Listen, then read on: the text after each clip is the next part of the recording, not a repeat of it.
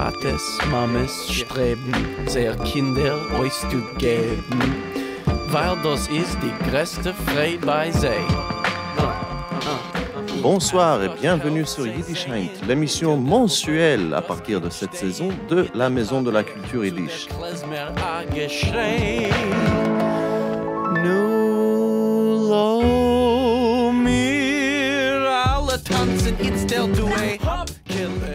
Pourquoi l'émission est-elle devenue mensuelle? C'est parce que cette année, on lance une série de fiction radiophonique originale, conçue et produite par Yiddish Klang, le podcast dédié de Yiddishheint aux fictions radiophoniques. Tous les mois, ici, sur Yiddishheint et puis au podcast, une nouvelle pièce radiophonique autour des thèmes du monde yiddish et juif. Mais avant Yiddish Klang, une visite à Vilnius, où nous avons rencontré Loïc Salfati, directeur adjoint de l'Institut français à Vilnius, et Maria Krupovec-Berg, une chanteuse et folkloriste yiddish. À l'occasion du film de Loïc Salfati sur la grande synagogue de Vilna, une conversation sur la civilisation juive qui existait à Vilnius et en Lituanie durant des siècles. Bonne écoute. Bonsoir et bienvenue sur Yiddishheint, la première émission de la rentrée 2022. Pour cette émission spéciale, nous sommes à Vilnius en Lituanie, à l'occasion des 700 ans de cette ville par ailleurs. Et nous avons le grand plaisir ce soir d'avoir avec nous Loïc Salfati, directeur adjoint de l'Institut français à Vilnius de Lituanie, et l'attaché de coopération culturelle, également photographe et réalisateur, qui vient de terminer un film sur la grande synagogue de Vilnius et les fouilles qui ont été effectuées ces quelques dernières années en redécouvrant ce monument. Bonsoir Loïc Salfati. Bonsoir. Nous avons également avec nous Maria Krupovec-Berg, chanteuse et folkloriste du yiddish, résidente de Vilnius, qui habite entre Vilnius et les États-Unis, et qui est là avec nous ce soir pour évoquer ses souvenirs du yiddish et de la chanson yiddish. Bonsoir Maria. Bonjour, Shalom Aleichem, Teure Freund. Peut-être on peut commencer avec vous, Loïc. Vous êtes directeur adjoint de l'Institut français à Vilnius, attaché de la coopération culturelle, et vous résidez ici depuis combien d'années déjà? Alors moi, ça fait ça fait même 20 ans maintenant que j'habite en Lituanie. J'ai quitté la France donc il y a 20 ans. J'ai rencontré ma future épouse qui est lituanienne à Paris. Ça, c'est pour le mythe original, forcément, hein. On se rencontre, l'amour, c'est Paris.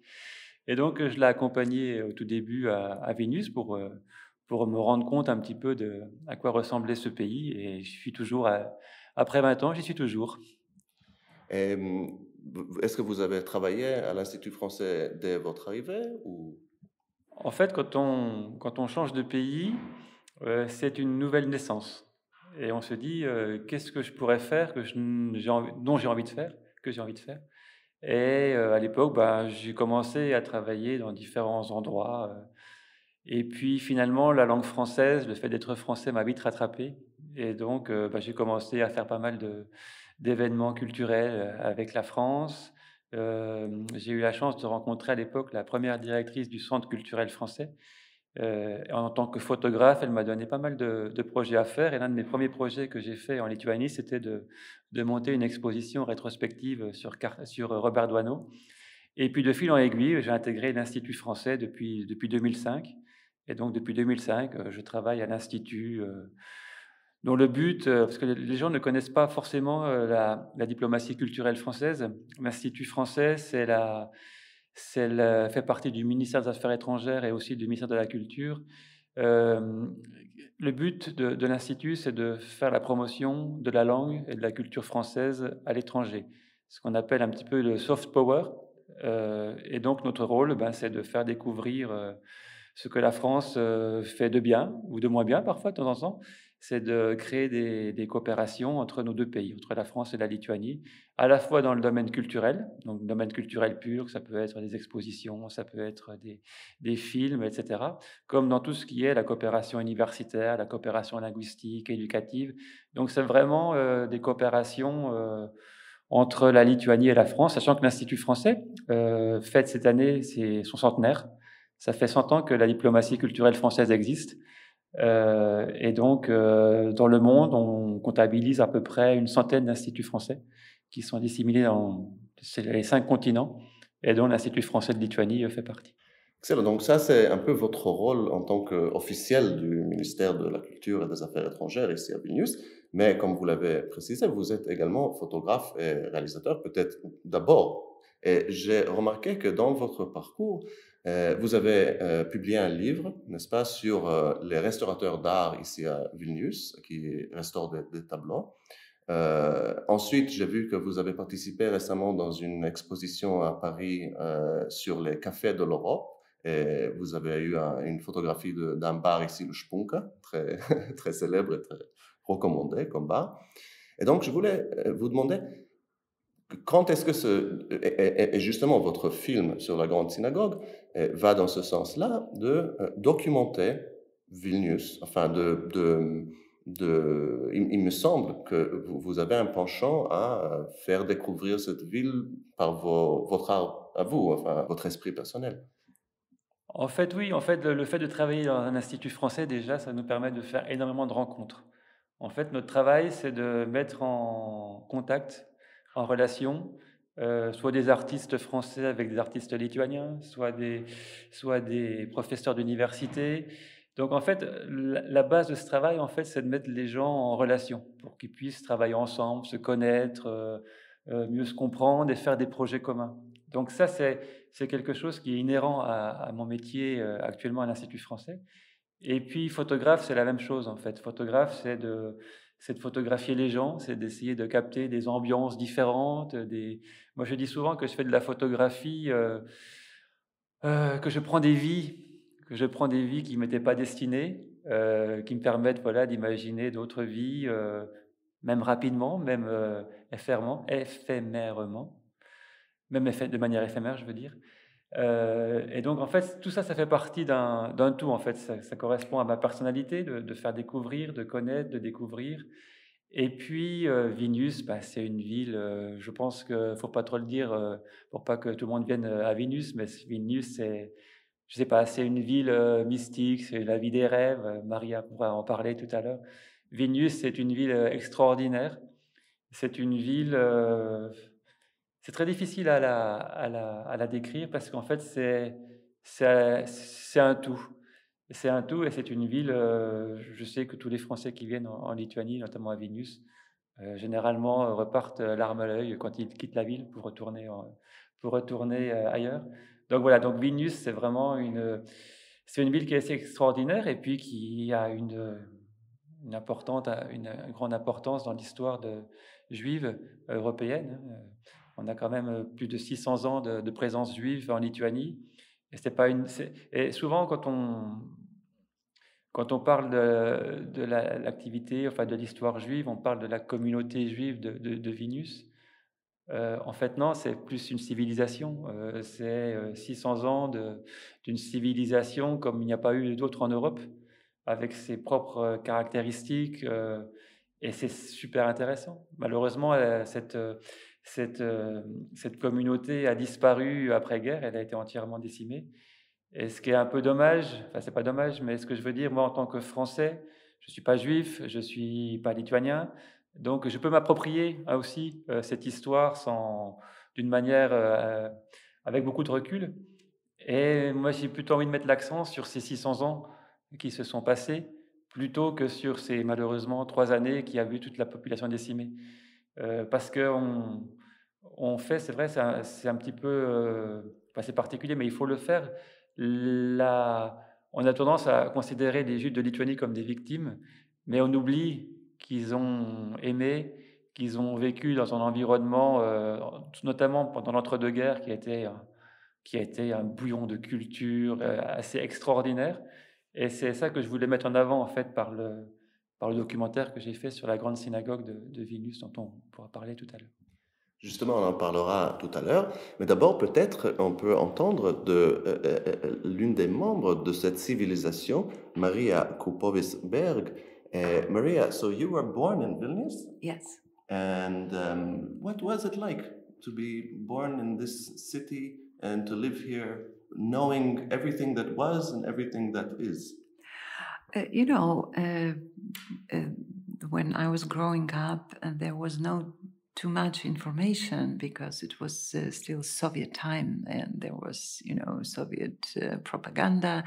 But of course, you would find out a lot from your family, from those books that you would have access. And I would say the very spirit of town, spirit of Vilna, carries something really mysterious, appealing, interesting. At a certain point of my life, I found out that my grandparents would save the Jews during the war. They would live near the Rudnitzer Wald, near the forest, where the Soviet partisans who accepted Jewish refugees from the ghetto were. And once in the early autumn in 1943, my parents, my grandparents who were living in the little village near the forest, received a big group of the refugees. And my grandfather, who knew where the partisans were, he led them to the forest. And when I found out about this, I took it very personally. I understood it's a fate, and I started learning Yiddish and singing songs in Yiddish.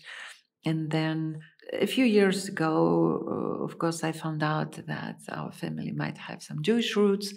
That would bring me to a big joy, because while singing Yiddish songs, I would always feel that this knowledge comes somewhere from the inside. But actually, it's very interesting for me that you became interested in Yiddish as a non-Jew. And if I may ask, when did you start studying Yiddish? Well, I would start singing Yiddish songs quite long ago, but 20 years ago when Professor David Katz came from Oxford here to Vilnius and established Yiddish Institute, I approached him and asked him where he was going to record also Yiddish songs, because there are only a few remaining Holocaust survivors. No one would think that you can find something. And he asked me in the pure kosher Jewish way, he told, "Why don't you?"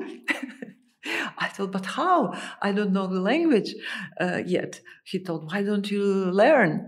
Come to my seminar." So I started attending. Ich habe gelernt Yiddish. And actually, I also learned Yiddish with Professor Itzhak Niborski. That was a big mehaya, a big pleasure. And this way, I started speaking Yiddish and making research on the Yiddish folklore. And I have recorded quite a lot of Yiddish songs from remaining Holocaust survivors here in Lithuania, in Belarus. My main interest was the songs of the Litvakes. That is actually a very Vilna story, the way David Katz got you to work as a folklore ethnologist, because there was the tradition of the Zamlers, which, absolutely, of course, you know of, having others go around and collect information and participate in the study of culture and people. Absolutely. I would feel myself like continuing the work of Yivot that was tragically destroyed during the war, but continued its work in New York. And I was invited also about 20 years ago to YIVO in New York to make my research on the Yiddish folklore. And I met late Hannah Mlotek the utmost authority, and everyone who sings in Yiddish knows Yossel and Hannah Mlotek's books and work. It was a great honor to work with her, to have to speak about Yiddish songs, and to meet other great researchers in the United States. Et parlant de YIVO, qui, comme tout le monde le sait, a été fondé ici à Vilnius, nous sommes à la Bibliothèque nationale de Lituanie, où existe également le département de recherche sur le judaïsme. Enfin, en anglais, c'est le Judaica Research Center, mais en français, le Judaica, ce n'est pas exactement un terme qui existe, n'est-ce pas? En tout cas, voilà, nous sommes là, et c'est le centre qui continue le travail de recherche de YIVO et qui fait ses propres recherches également, et qui a eu un rôle très important justement dans les découvertes des documents récents émergés en 2017 lors de fouilles, d'autres fouilles ici à Vilnius. Et parlant de fouilles, justement, venons donc au sujet de votre documentaire, Loïc, la Grande Synagogue de Vilnius. Alors, qu'est-ce que c'est que la Grande Synagogue de Vilnius? Je croyais qu'elle existait toujours, je l'ai vue dans l'autre rue, là. Alors, ce qu'il faut savoir, c'est que à Vilnius, pendant l'entre-deux-guerres, on pouvait comptabiliser, il y avait environ une centaine de synagogues. Après, le terme synagogue, c'est un terme très large, où en fait on considérait les petites maisons de prière, les petites salles comme des synagogues. Donc en fait, sur la centaine de synagogues qui étaient comptabilisées à Vilnius, enfin à Vilna, en fait il faut que j'emploie le terme Vilna, parce que le terme Vilnius commence en 1939. Avant, en fait toute l'histoire juive, il faut que j'emploie le terme de Vilna, puisque dans l'inconscient collectif juif, Vilnius c'est Vilna. Et sur ce sujet-là, vient de paraître le livre Vilna de Israël Cohen en lituanien, traduit par notre ami Miglan Shosreite, qui justement a comme titre Vilna et qui se termine, c'est l'histoire des Juifs de Vilna, et qui se termine en 1939, quand le nom change également. Oui, c'était exactement ça.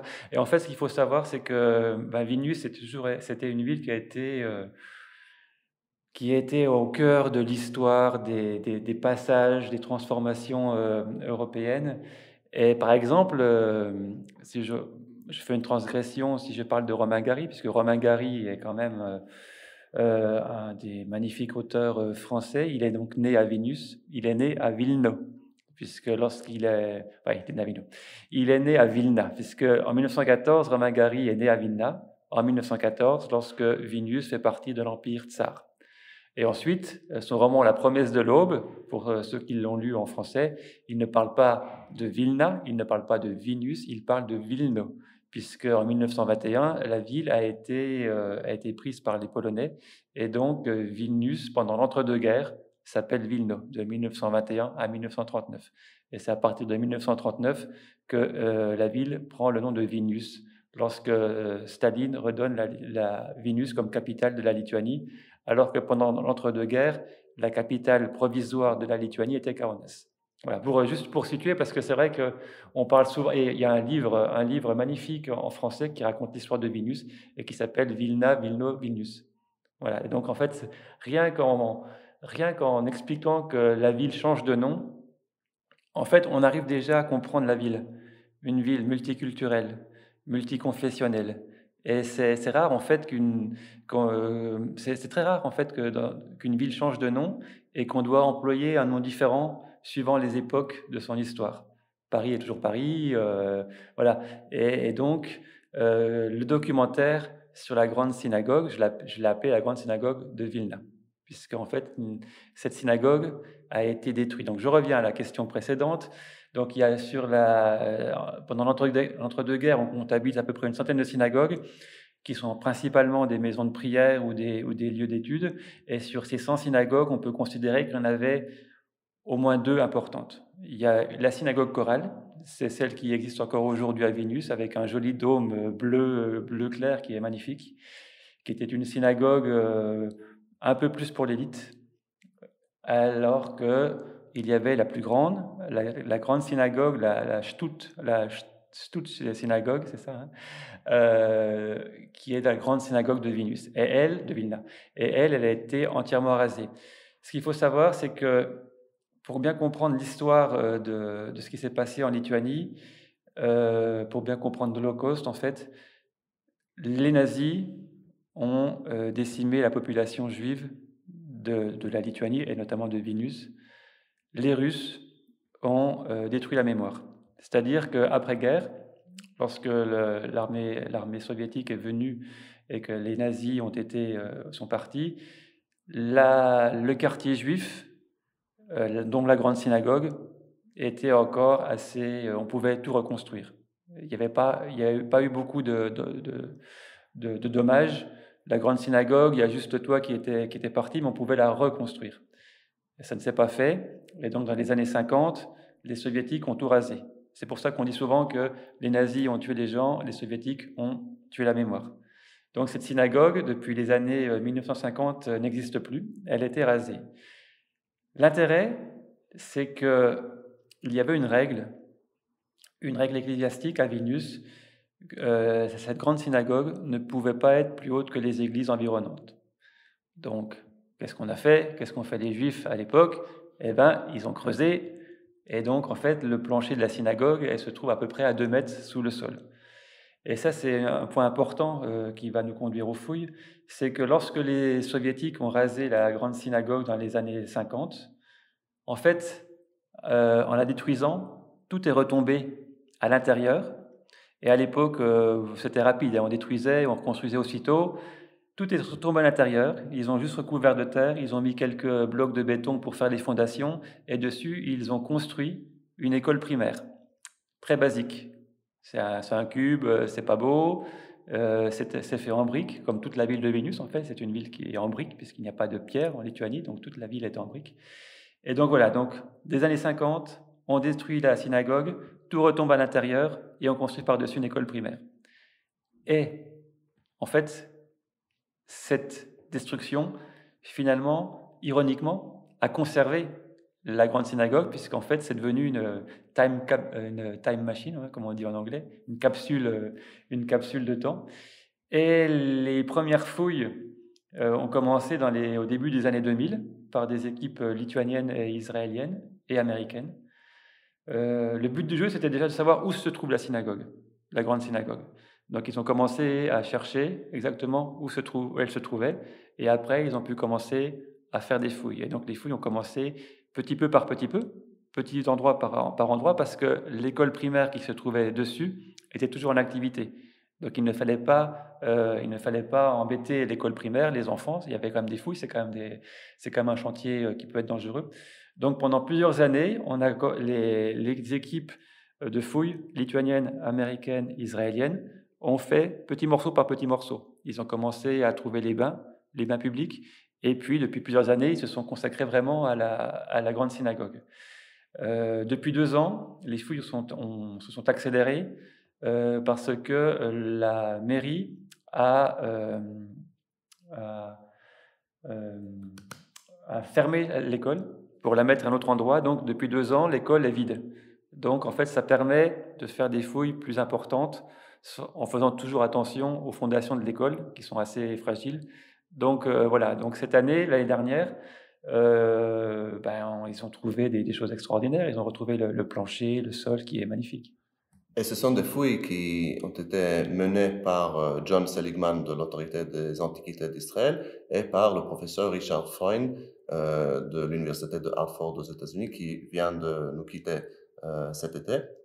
Et la rencontre entre les deux archéologues bibliques, Richard Freund, archéologue biblique, et John Seligman, archéologue byzantin, et la rencontre qui est racontée dans le film est assez extraordinaire de comment 2 archéologues des temps passés se décident à faire des fouilles sur un site qui existait il y a 70 ans. C'est de l'archéologie contemporaine, en fait.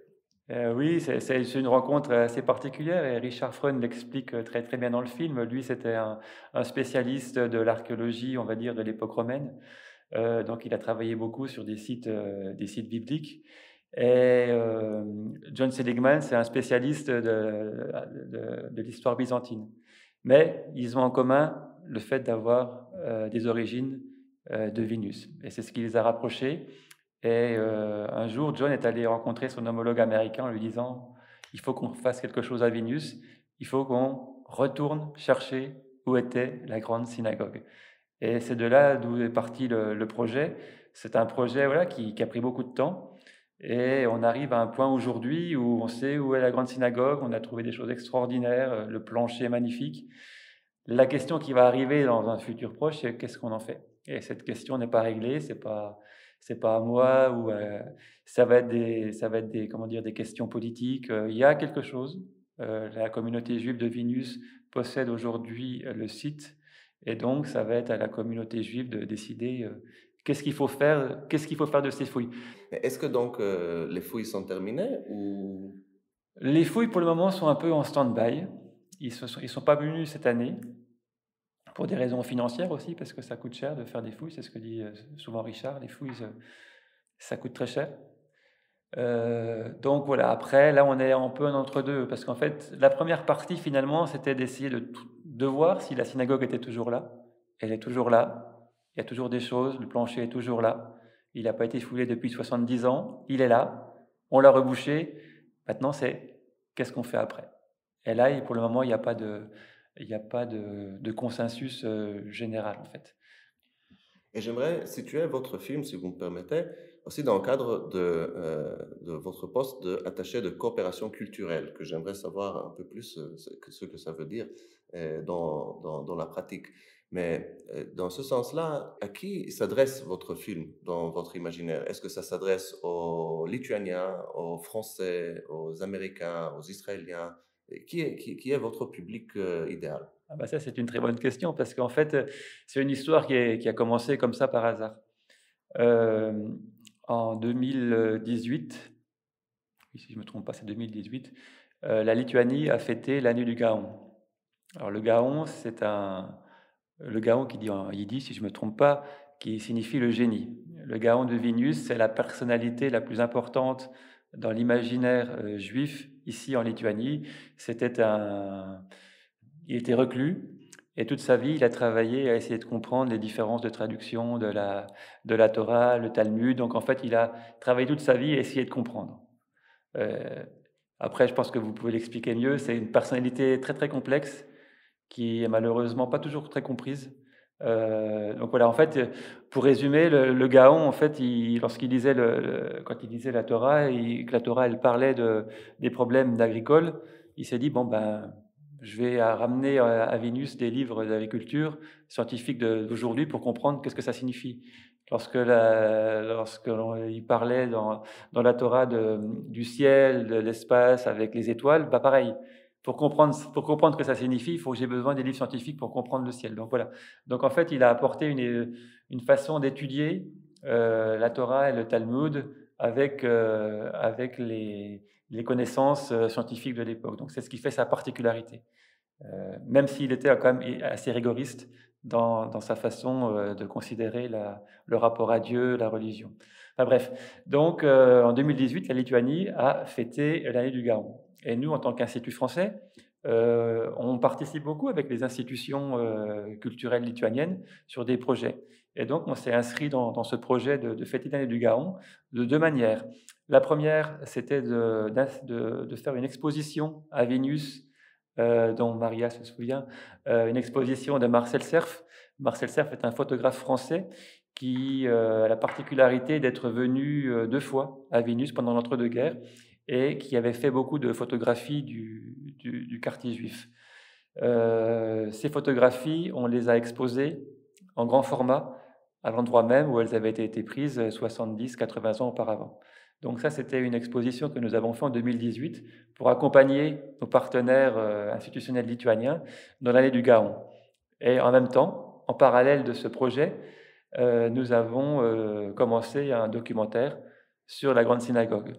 En fait, ce documentaire, c'est un projet personnel, mais qui est venu se greffer sur notre activité de l'Institut. Donc, c'est un projet À la question quel est le public, c'est une bonne question parce qu'en fait, je me trouvais avec un ami sur le site de la Grande Synagogue juste après les fouilles et il commençait à reboucher. Et on était là, on dit mais qu'est-ce qu'il y avait ici? Qu'est-ce que c'était? Ça a l'air intéressant. Et puis, comme je suis photographe, mon ami sait que je fais aussi quelques films, m'a dit peut-être que ça t'intéresserait de faire un documentaire dessus. Je lui dis bah allez, on y va. Et en fait, on est parti la fleur au fusil, on est parti, on va faire un documentaire. Et en fait, il se trouve que ce documentaire va bientôt être présenté, il va bientôt être terminé. Et en fait, ce documentaire, en fait, s'adresse à tous dans le sens où le but, avant tout, c'est ce que je dis dans le documentaire, je paraphrase un peu Romain Gary, c'est de rappeler qu'à Vilnius, ici dans la rue Juive, qui malheureusement n'existe presque plus, se trouvait la grande synagogue. Et c'est ça le but de ce documentaire, c'est déjà de rappeler qu'à cet endroit-là, il y avait ce bâtiment. Et après, donc le documentaire est assez long, donc il s'adresse à des gens qui ne connaissent pas du tout la culture juive.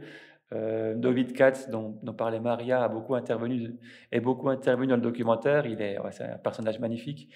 Et quand on lui demande qu'est-ce qu'une synagogue, il va remonter 2000 ans avant avec le temple de Salomon, etc., pour expliquer. Et ça qui est intéressant, c'est une partie qui, pour des gens qui ont la culture juive, connaissent, pour des gens qui ne l'ont pas, ne connaissent pas, mais qui est important de rappeler.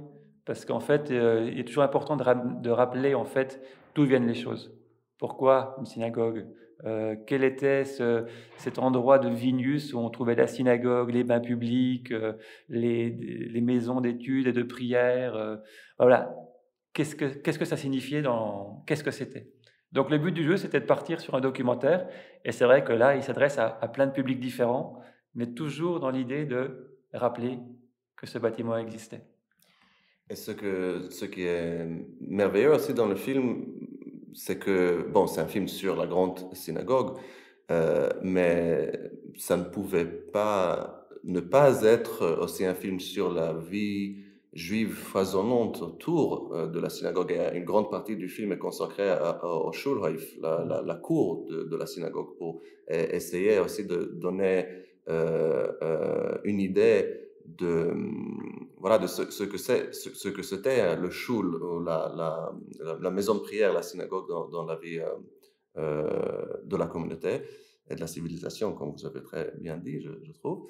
Et il y avait aussi la bibliothèque, la librairie Strachun, qui était rattachée à la synagogue, que vous racontez aussi de manière très poétique, je dirais, dans le film, son importance comme un cœur culturel, qui se rattache aussi à cette tradition du Gaon de Vilna dont vous avez parlé, de mêler le sacré, le profane, de trouver un entre-les-deux, de chemin entre tout ça. Et dans ce but-là, j'aimerais poser la question à Maria. So Maria, we were speaking about the public of Loïc's documentary.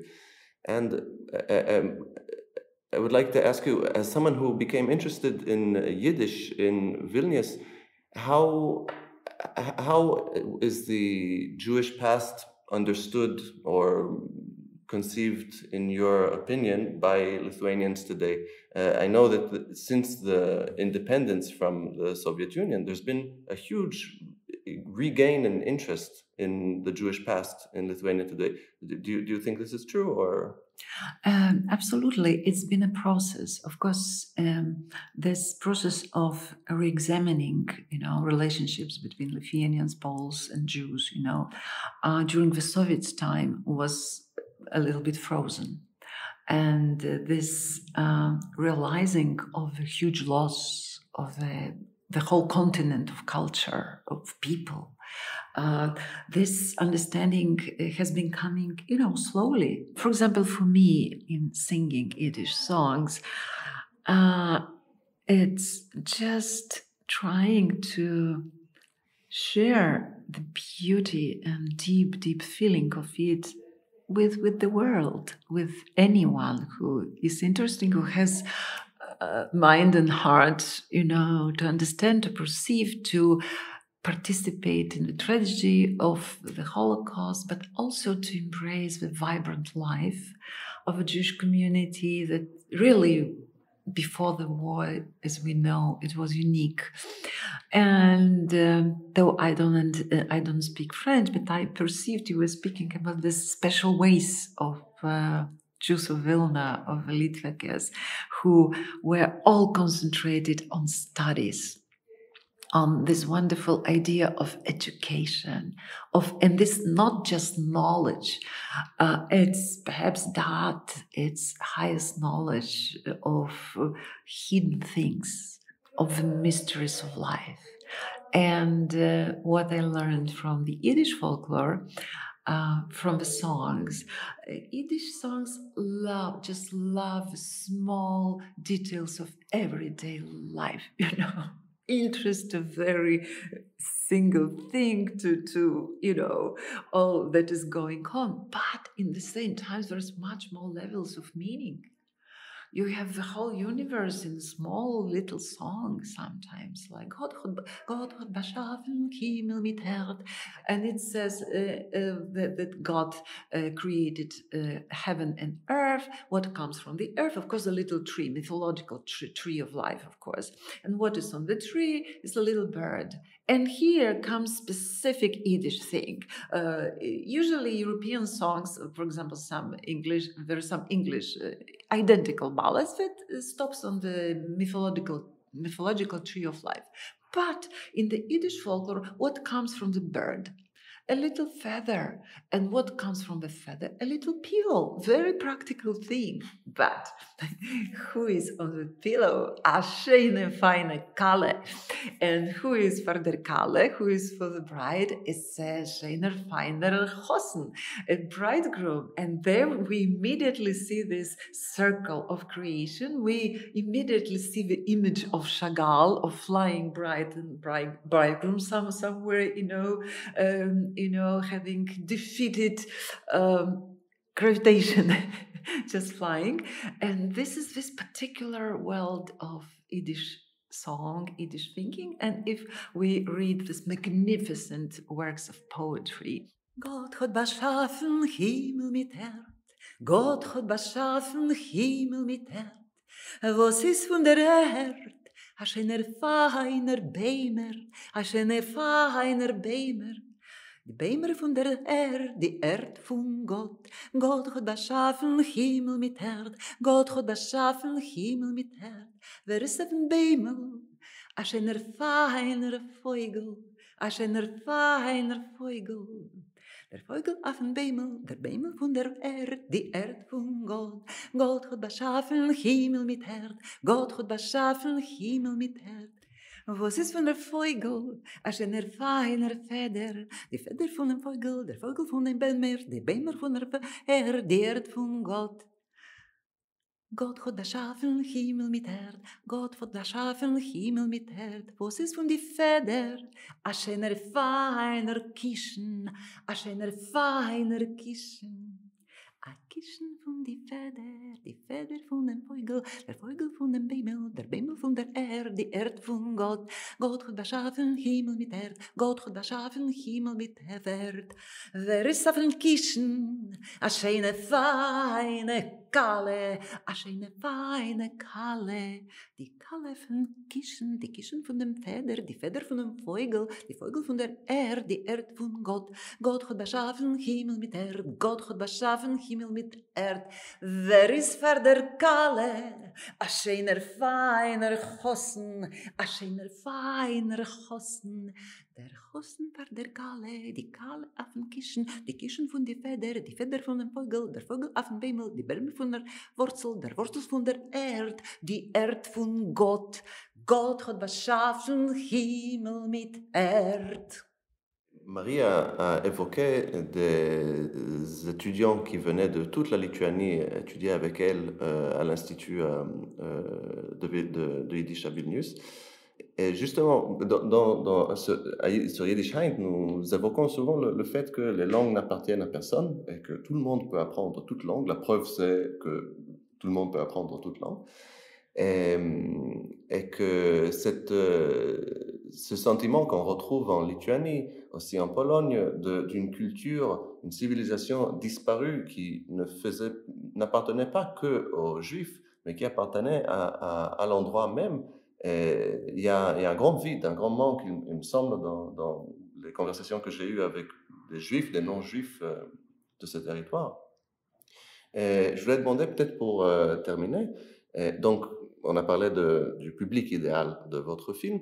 Est-ce que vous avez l'intention de projeter ce film également dans, par exemple, des petites villes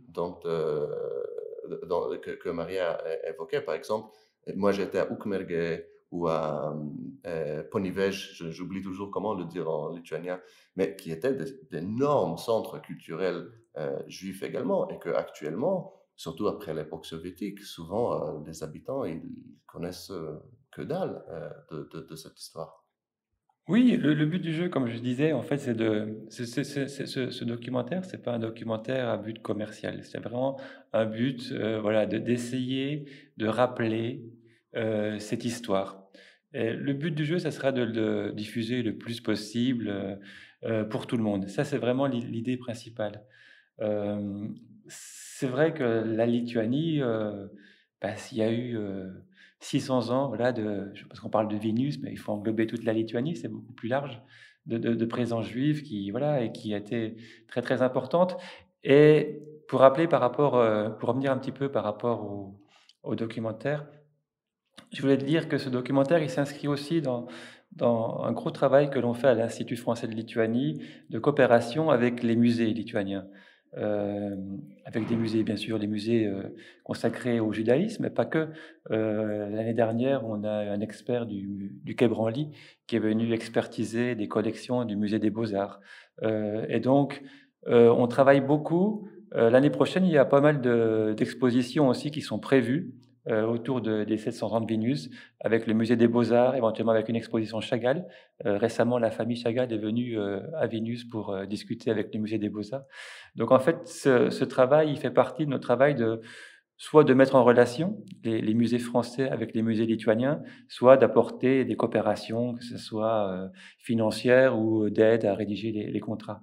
Et donc, par exemple, pour ce documentaire, comme c'est une émission qui va passer en France, je voudrais remercier essentiellement le MAJ, le musée d'art et d'histoire du judaïsme à Paris, voilà, qui font partie aussi en tant que partenaires de ce projet de documentaire. Nous avons rencontré le directeur l'année dernière lorsqu'il est venu faire une visite à Vilnius, et l'année prochaine, en 2023, il y aura normalement une très grosse exposition Vilnius Paris au musée Cassiolus, qui est un des musées de Vilnius, avec l'hommage sur l'histoire juive, les rapports qu'il y a pu y avoir entre Paris et Vilnius. Donc voilà, donc en fait tout ce processus, c'est vraiment un processus de coopération. Ce documentaire, il ne tombe pas du ciel comme ça, c'est vraiment un travail que l'on a avec les institutions lituaniennes. Et pour revenir aussi au fait de présenter ce film dans des petites villes, dans des petits villages, c'est très important, ça fait partie de notre travail d'être passeur en fait. Notre travail, c'est d'être passeur et c'est de mettre des gens en relation les uns avec les autres. Et plus on est, plus on se comprend, plus on comprend le passé, l'histoire, comme dit Richard Freund dans le documentaire. Si on connaissait chacun les histoires des uns et des autres, peut-être qu'il n'y aurait plus de guerre aujourd'hui. Voilà donc une bonne note sur quoi terminer. Et aussi, on a eu de Loïc Salfati, donc encore une très bonne raison pour les Français à se rendre à Vilnius prochainement ou l'année prochaine quand il y aura l'expo partagée entre le MAJ et l'Institut français ici. Et merci beaucoup Loïc Salfati et merci Maria Krupovec-Berg. Et merci à vous, nos auditeurs, d'avoir été avec nous ce soir. Et je vous souhaite une bonne soirée et à bientôt. Mais la bonne soirée n'est pas encore terminée. Maintenant, la première mondiale de la première pièce de Yiddish Klang, Gazlonim. Bonne écoute.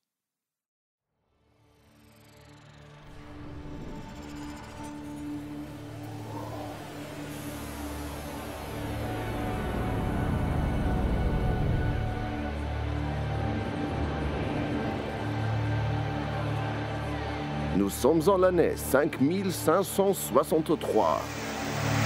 Des vaisseaux spatiaux accomplissent des bonds quantiques parmi les colonies extraplanétaires. Merde. C'est 5563 selon le calendrier juif.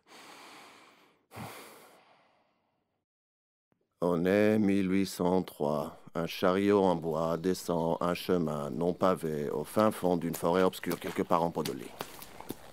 Dans ce chariot se trouve l'estropié, héros d'une histoire spéciale et magique, pleine de sens et de secrets. Mais celle n'est pas son histoire. C'est l'histoire de ces bandits-là à la con qui se cachent derrière cet arbre. Le cocher s'arrête et regarde vers l'arbre. Verghetto! Un premier bandit de petite taille et d'un air nerveux dont on ne sait pas et on s'en fout du nom, saute sur la route. Ganev! De l'autre côté de la route, un deuxième bandit sort, Rouven, grand et mince et portant une casquette triangulaire. Pas Ganev, nous ne sommes pas des pochettes Ganovim, nous sommes Gazlonim. C'est quoi la différence encore? La différence, c'est qu'un Ganev n'est qu'un simple voleur, tandis qu'un Gazlen, un troisième bandit, le Frère Touk, un juif corpulent, monial d'apparence, sort de derrière le chariot avec la réponse « C'est un Ganev avec du Yires, avec de l'ascendance, du linéage, de... » Non, un Gazlen c'est un voleur qui tue. Ah. Le cocher saute du chariot et s'enfuit dans les bois. L'estropié se redresse dans le chariot. Vous allez me tuer, donc? Oui. D'accord. Mais juste une petite question.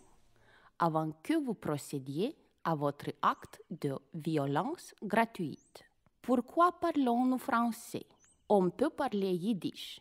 Wir sehen alle Jiden, après tout. Procédons d'une méthode talmudique, si vous le permettez. Pourquoi les voleurs parlent yiddish dans tous les pays du monde? Dans tous les pays du monde? Pour que les autres ne le comprennent pas, bien évidemment. Et ici, cher monsieur, quelle langue la populace parle-t-elle? En quoi est-ce que c'est une méthode talmudique? D'accord. Alors, socratique, si vous préférez. Quelle langue donc? Le yiddish. Précisément. Alors, nous parlons le français comme langue secrète, que seuls quelques érudits, tels que vous-même, ne comprennent. J'ai mis l'oignon frit à l'huile, j'ai mis l'oignon quand il est bon. Hoppa, camarade, hoppa, hoppa, camarade. Ça suffit. Comment tu sais le français, par ailleurs? Ah, c'est simple. J'ai tué quelqu'un. Et comment, si vous permettez cela, l'explique?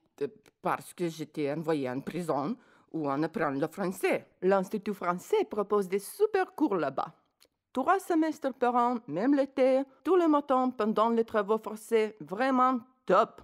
C'est vrai que tu parles pas mal du tout. T'as chopé combien de temps en tôle? 90 jours. 90 jours? Pour un meurtre? Je sais. Moi, j'ai fait que 12. Incroyable le système judiciaire de nos jours.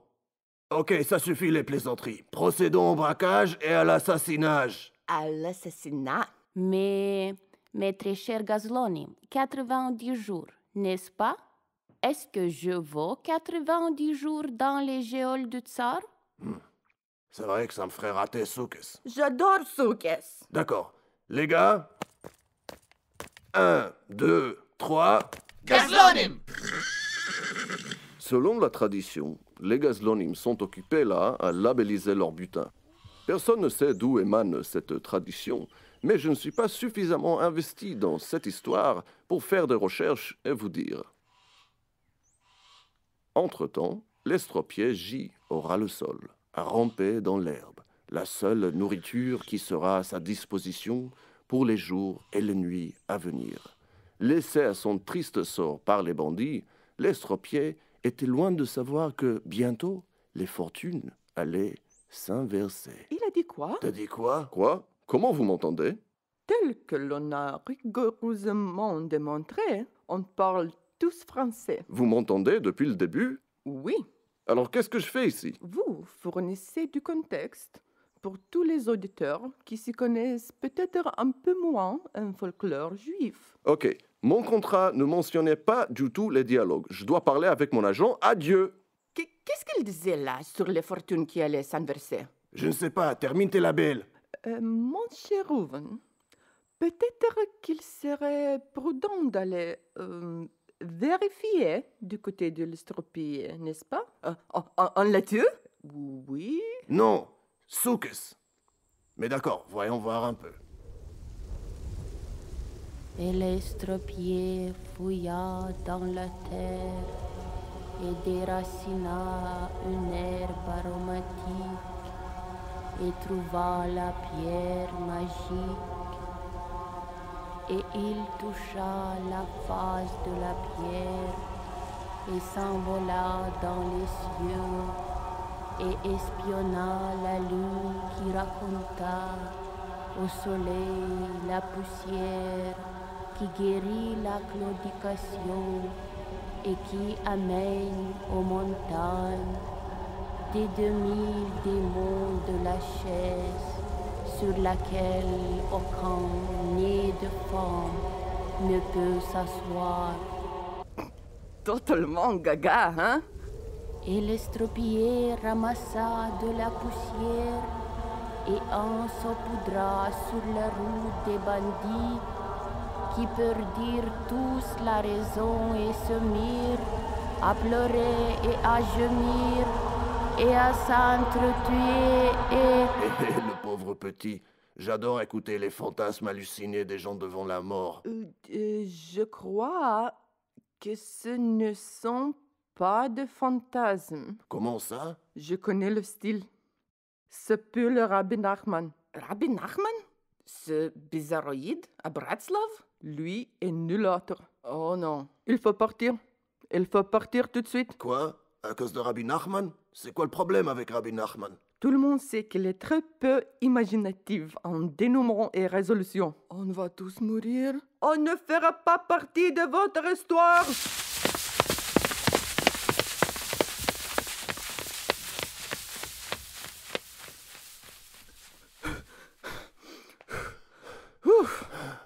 Ça s'améliore pas avec l'âge, hein? Non, mais on aura de l'âge. Encore beaucoup d'âge. On a échappé au compte de Nachman. Ça vaut au moins 30 ans. Tu crois que tu vas vivre jusqu'à l'âge de 53 ans? Je mange que végan. Ça, c'est le cacheroux des tricheurs.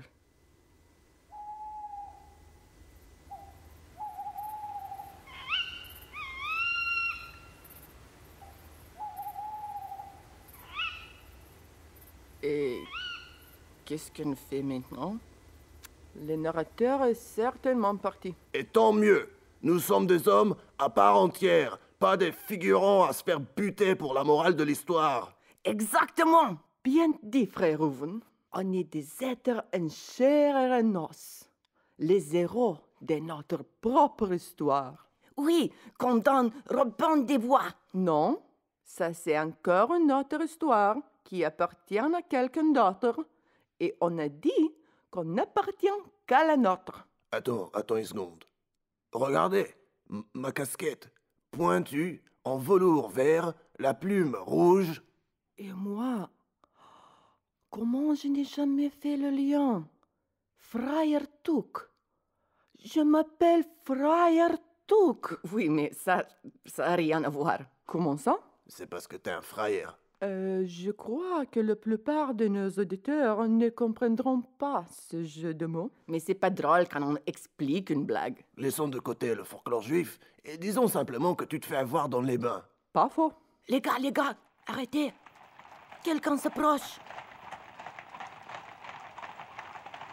Je vois un porte-étendard. Je vois un cortège de cavaliers et de la gente noble. Je vois un roi magnanime dont les gestes rempliront tous les livres d'histoire à venir.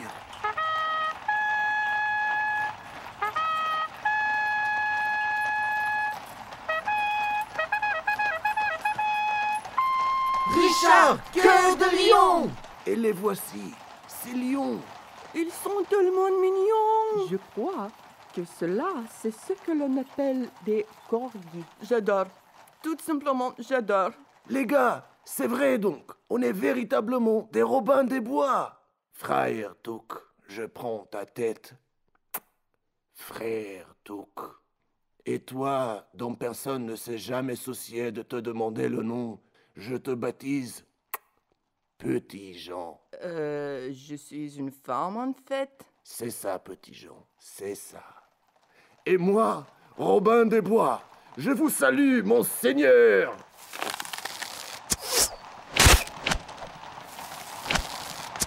Ah oui, les croisades.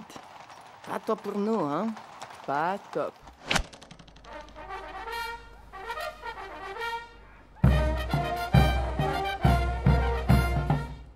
C'est moi encore le narrateur, je reviens juste pour vous dire que là, il y a plusieurs corgis qui courent autour d'un cadavre. L'un lèche son visage, un autre tire sur son manche, et un dernier pisse dessus. C'est vrai qu'ils sont très très mignons.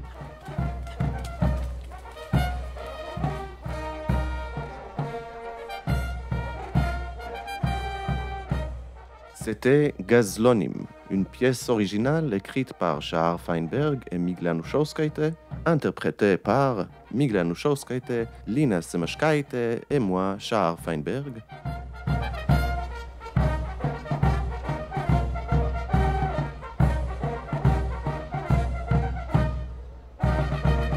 Vous pouvez réécouter cette pièce sur Yiddish Klang, le nouveau podcast dédié aux fictions radiophoniques originales de Yiddish Heint.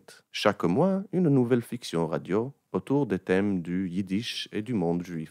Et comme d'habitude, chers auditeurs, je vous invite à regarder le programme en ligne de la Maison de la Culture Yiddish, programme.yiddish.paris, pour découvrir la richesse et le programme chargé cette rentrée à la Maison de la Culture Yiddish.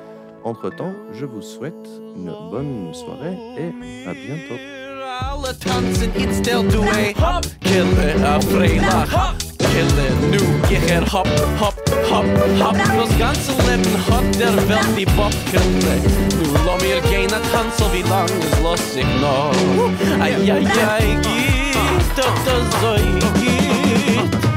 Lo mir alle tanzen, du in der Rhythm. Ai, ai, ai, geht, doch das so geht. Mädel nemmen a Bocher en Tanz mit ihm. Nu, lo mir alle tanzen, jetzt der Duet. Hop, kille, ja, freilach, hop, kille. Jecher, hop, hop, hop, hop. Das ganze Leben hat der Welt nie Bob, kille. Das ganze Leben ist doch nicht mehr wie ein Tanz.